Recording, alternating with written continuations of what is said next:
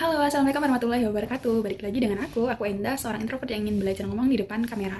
Dan hari ini adalah hari kedua aku bisa ngobrol bareng kalian. Public speaking sebenarnya kalau misalnya kalian adalah teman-temanku ketika SD sampai dengan SMA pasti tahu banget kalau aku itu adalah orang yang takut banget untuk ngomong di depan umum ataupun ngomong di depan kamera kayak ini aku nggak pede. Orang-orang lihat aku itu ketika aku ngomong di depan kelas itu tuh kayak gemeteran. Sampai pada akhirnya hal itu membuat aku merasa takut dan juga nggak yakin untuk melangkah ke depan. Waktu itu ketika SMA akan masuk ke kuliah gitu, aku pergi ke guru BK gitu, namanya Ibu Rita. Makasih Ibu Rita. Jadi aku ngobrol banyak dengan Ibu Rita. Emang cita-cita kamu mau jadi apa gitu? Bu, saya itu sebenarnya memang pengen jadi guru sejak dulu gitu.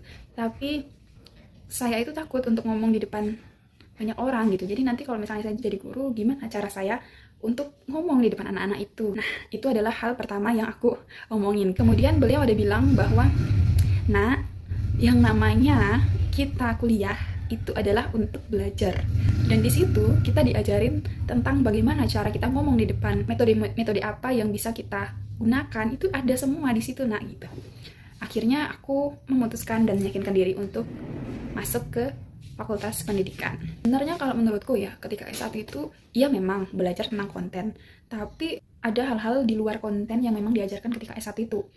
Waktu itu ada 2 mata kuliah yang memang mengharuskan untuk aku membuat akun YouTube gitu. Akun YouTube itu untuk meng-share tugas-tugas dari mata kuliah tersebut. Dan mata kuliah itu pun aku nggak akan memperlihatkan mukaku di depan layar itu, sampai pada akhirnya ada mata kuliah baru gitu yang memang mengharuskan ada muka gitu. Akhirnya oke, buat video, kemudian ada muka, kemudian diupload di YouTube gitu. Dan YouTube itu hanya sebuah tugas gitu. Semester 7 atau 8 gitu ya, aku akhirnya sadar bahwa ternyata memori itu penting. Memori maksudnya kenangan ketika saat itu adalah momen-momen penting yang bakal kita ingin kenang gitu. Akhirnya aku suka banget nih video-videoin teman-temanku, videoin tentang kegiatan-kegiatan pada saat itu. Dan itu ternyata juga melatih cara ngomong kita gitu. Sampai akhirnya YouTube itu yang tadinya hanya iseng-isengan gitu, akhirnya aku ada beberapa konten yang memang kayak ngobrol gitu. Itu juga ternyata melatih public speaking dan juga kepedean itu. Organisasi jadi asisten dosen atau asisten lab yang memang kita harus ngomong di depan mahasiswa, itu juga melatih public speaking secara nggak sadar.